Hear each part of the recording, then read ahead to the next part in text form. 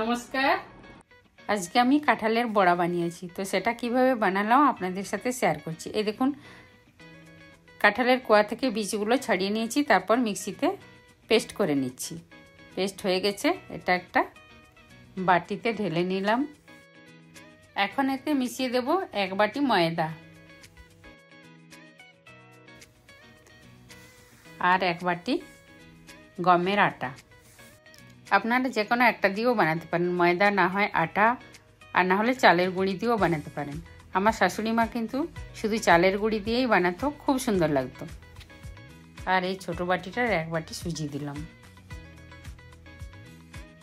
সুজির পরিবর্তে চালের গুঁড়ো দিতে পারেন, তাছাড়া সুজি আর চালের গুঁড়ো দুটো মিশিয়েও দিতে পারেন, অনেকে তাই দেয়। আর এখন দিয়ে দেব সামান্য একটু নুন। এতে নুন বেশি দেওয়ার দরকার নেই, একটু নুন দিলেই হয়, শুধুমাত্র টেস্টটা ব্যালেন্স করার জন্য। এর আগেও আমি কাঁঠালের বড়া রেসিপি আপলোড করেছি, কিন্তু এটা অন্যভাবে বানানো, একটু আলাদা। এরপর এর সাথে মিশিয়ে দিচ্ছি সামান্য একটু খোয়া ক্ষীর। এটাতে কিন্তু মিষ্টি দেওয়া আছে, চিনি দেওয়া আছে একটু। এই খোয়া ক্ষীর সংরক্ষণ করতে হলে চিনি না দিয়ে রাখলে তাড়াতাড়ি খারাপ হয়ে যায়, চিনি দিয়ে রাখলে অনেক দিন থাকে কিন্তু। আর দিয়ে দিচ্ছি ডেসিকেটেড কোকোনাট। ওটা একটু মোটা মোটা ছিল, তাই মিক্সিতে আমি একটু গুঁড়ো করে নিলাম। এই দেখুন, একটু মোটা আছে। 2 চামচ দিয়ে দিচ্ছি এই ডেসিকেটেড কোকোনাট। তারপর দিয়ে দেবো একটু সামান্য গুড়, লিকুইড গুড়।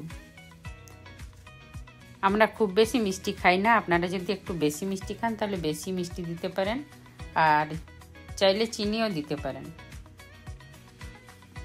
আর খোয়া ক্ষীরে কিন্তু চিনি দেওয়া ছিল অল্প, তাই 1 চামচে গুড় দিচ্ছি। সত্যিকারের আমরা বেশি মিষ্টি খাই না, একে তো কাঁঠাল মিষ্টি। সব কিছু ভালো করে মিশিয়ে নিচ্ছি, আর বেশি কিছু দেওয়ার দরকার নেই। এগুলো তো মেশানো হয়ে গেছে,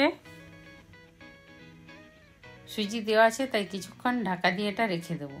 তার আগে একটু এই আজওয়ান, মৌরি আর কালো জিরে হাতে এমনি রগড়ে নিয়ে এর সাথে মিশিয়ে দেবো, তাহলে সেন্টটা ভালো লাগে, আর মুখে এগুলো লাগলে খেতেও একটু ভালো লাগে। সেন্ট তো ভালো হয়, আর এই আজওয়ান, মৌরি এগুলো ডাইজেশনের পক্ষেও ভালো।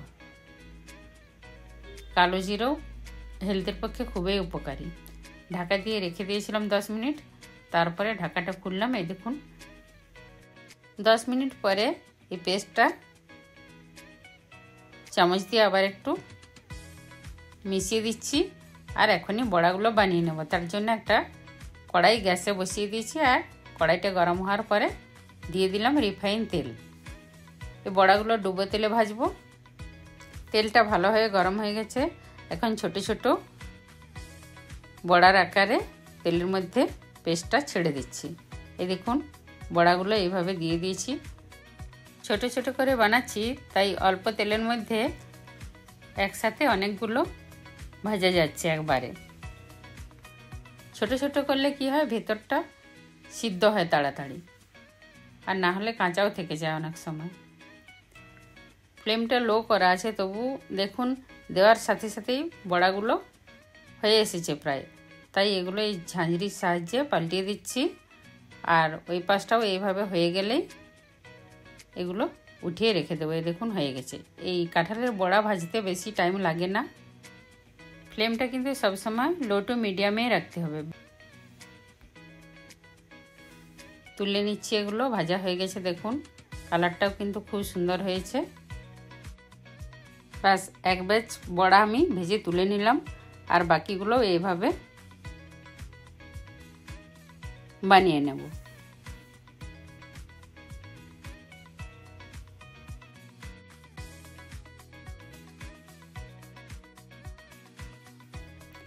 বাকি সব বড়াগুলো এইভাবে আস্তে আস্তে বানিয়ে নেব। কাঁঠালের বড়া বানানো খুবই সহজ। আশা করি একবার এইভাবে বানিয়ে খেয়ে দেখবেন, ভালোই লাগবে। আর ভিডিওটি ভালো লেগে থাকলে লাইক শেয়ার কমেন্ট করতে ভুলবেন না।